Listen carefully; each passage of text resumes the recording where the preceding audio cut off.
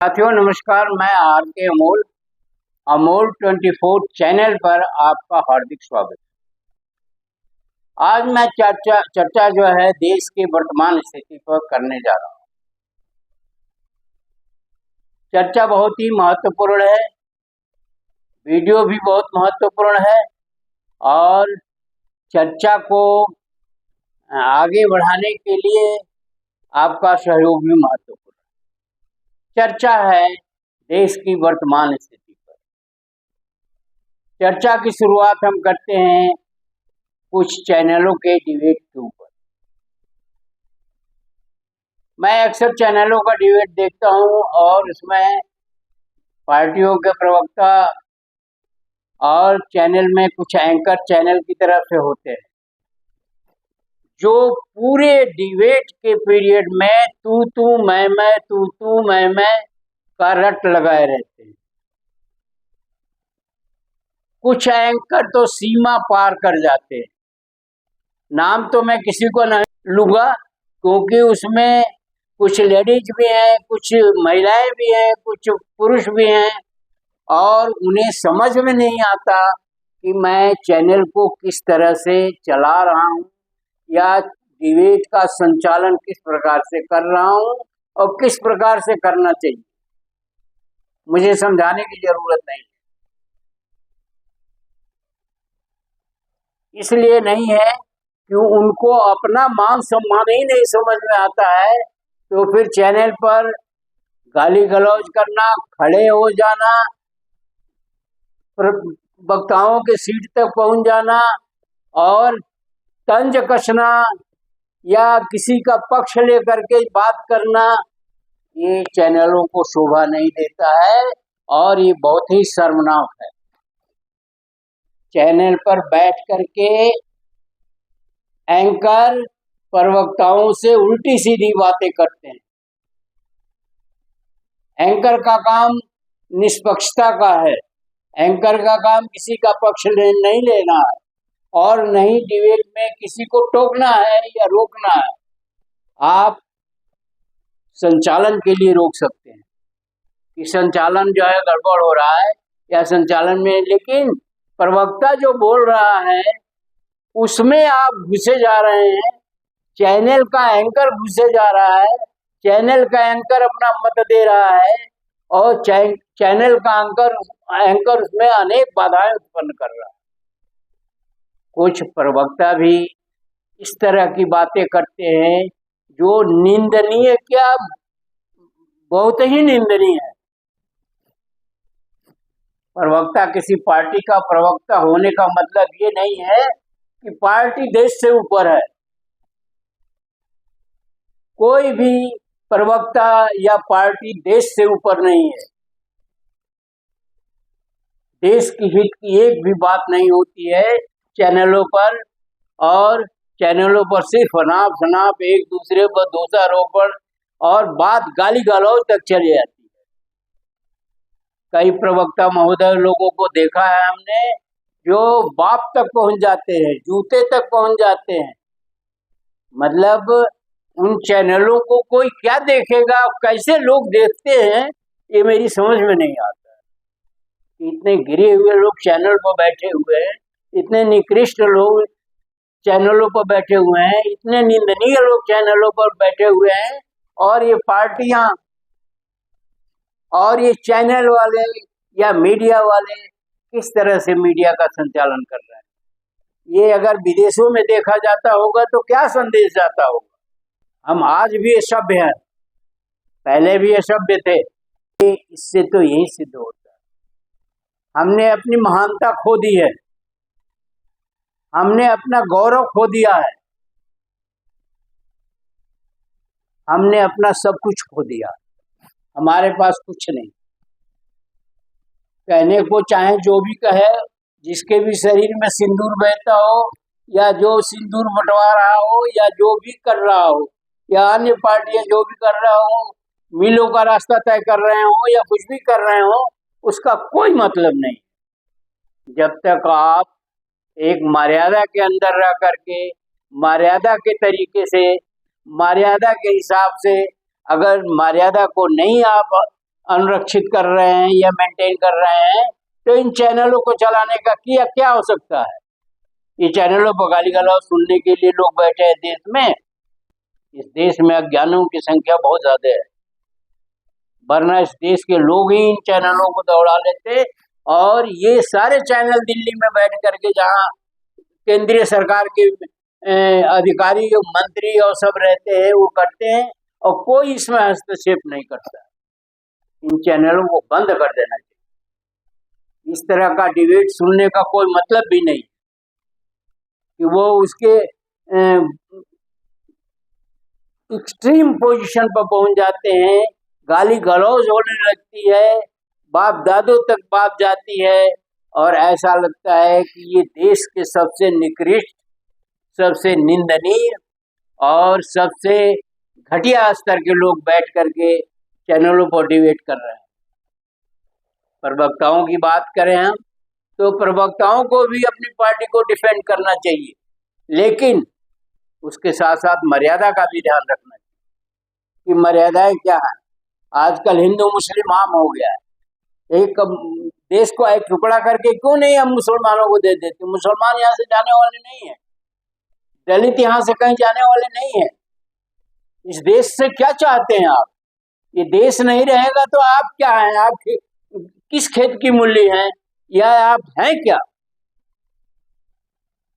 अगर भारत ही नहीं रहेगा तो क्या है? तरह तरह के स्लोगन लाए जाते हैं, और एजुकेशन, शिक्षा, स्वास्थ्य, बेरोजगारी के बारे में कोई बात चैनलों पर नहीं की जाती। कितनी बेरोजगारी है, सरकार बेरोजगारी दूर करने के लिए क्या कर रही है, या समाज क्या कर रहा है, या विपक्षी क्या कर रहे हैं, कोई चर्चा नहीं होती। केवल चर्चा होती है झंडा ऊंचा रहे हमारा। हर पार्टी अपना झंडा ऊंचा रखना चाहती है, देश का झंडा भले जो है झुका रहे या नीचे आ जाए। पहले तो आपको अपने डिबेट में तिरंगा लगाना चाहिए, और तिरंगे को सबको प्रणाम करना चाहिए, और राष्ट्रगान करना चाहिए। उसके बाद जो है आपको चैनल की कार्रवाई शुरू करनी चाहिए। कोई अनुशासन नहीं है चैनलों पर। जैसे हमारा गुंडे टाइप लोग एंकरिंग कर रहे हैं, वो प्रवक्ताओं को धमकाते हैं, नहीं मेंटेन किया जाता है चैनल स्टार्ट करने के पहले कि राष्ट्रीय ध्वज लगाया जाए, राष्ट्रीय गान गाया जाए, और तब जो है शुरू किया जाए ये डिबेट। जो भी डिबेट हो, डिबेट क्या आप करते हैं? आप अपनी भड़ास निकालते हैं। एंकर भी भड़ास निकालता है और प्रवक्ता भी भड़ास निकालता है। इस देश की दशा दुर्दशा, इस देश के भविष्य, इस देश के वर्तमान, इस देश के भूत, किसी पर कोई चर्चा नहीं होती है सार्थक, और सिवाय भोला प्रदर्शन करने के और कुछ नहीं। ये तो बात हो गई मीडिया की, चैनल की और इसकी। इसी के साथ मैं ये भी कहूँगा कि चैनलों पर शिक्षा, स्वास्थ्य और रोजगार की बात की जाए, इसके अतिरिक्त कोई बात नहीं किया जाए। और सूचना प्रसारण मंत्रालय को इन चैनलों को बंद कर देना चाहिए। इन चैनलों का सुनने का कोई मतलब नहीं।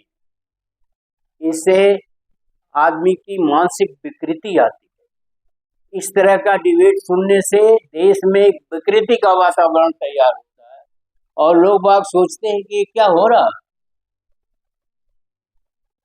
ये कहीं पखावज बज रहा है, कहीं कुछ हो रहा है, कहीं फिल्मी गाने आ रहे हैं, कहीं कुछ हो रहा है, कहीं कुछ हो रहा है। और एकाध प्रवक्ता वो तो बिल्कुल ही निम्न स्तर के हैं, जिनकी समझ में नहीं आता है कि ये देश सबसे ऊपर है, सबसे बड़ा है। इस देश की बात करो, पार्टी की बात ना करो। पार्टी के प्रवक्ता जरूर हो, लेकिन देश को केंद्र में रख करके बात करनी चाहिए। हम तो पोस्ट देखते हैं, ये डिबेट भी सुनते हैं। अच्छे अच्छे चैनलों की बात करें तो बहुत मतलब 10-15% ही स्थिति कंट्रोल में है। कुछ चैनल तो बिल्कुल ही बकवास हैं, और उन्हें बंद ही करना पड़ता है। उसी अंतिम विकल्प यही है कि उसको बंद कर। इसी तरह की स्थिति देश में और भी है। और स्थिति ये है कि देश में लगातार दुर्घटनाएं घटित हो रही हैं। उसके बारे में कोई चर्चा नहीं होती कि ये दुर्घटना क्यों हो गई। किसी के रगों में सिंदूर, खून नहीं बह रहा, सिंदूर बह रहा है, और कोई कह रहा है कि नहीं वो खून है, सिंदूर नहीं है। कोई उस पर कॉमेडी बना लेता है कि खून खौलता है तो कैसे खौलता है, और तमाम तरह के कॉमेडी बना करके जो है उसे प्रसारित किया जाता है। अब आते हैं और भी बातों पर। एक सिपाही की भर्ती में देश के शीर्ष लीडर, देश का टॉप मोस्ट लीडर, उनको अपॉइंटमेंट लेटर बांटने आता है और उसके द्वारा बांटा जाता है। प्रदेश का प्रमुख संवैधानिक पद पर बैठा हुआ आदमी उन्हें अपॉइंटमेंट लेटर देने जाता है। क्या तरीका है। हम लोगों ने इतनी नौकरियां करी, तमाम लोग हमारे परिचित हैं, नौकरियां करी, डिपार्टमेंट से बाई पोस्ट अपॉइंटमेंट लेटर आते थे और जा करके जहां ज्वाइन करने का निर्देश होता था ज्वाइन करते थे। अब कल को जो है गाजे बाजे के साथ जो है और फंक्शंस करके लोगों को अपॉइंटमेंट लेटर दिए जाएंगे। देश की बर्बादी है, देश के धन का दुरुपयोग है पूरी तरह से। एक उच्च स्तर पर बैठे नेता अधिकारी, उसके साथ अधिकारी आएंगे, उसके साथ सिक्योरिटी आएगी।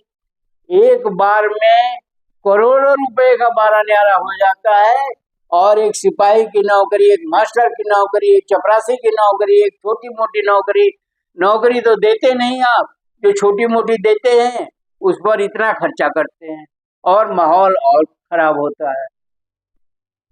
तो नेताओं से तो क्या बताया जाए, नेताओं की बुद्धि तो मारी गई है, और देश कहीं नहीं है, पार्टी सबसे बड़ी है।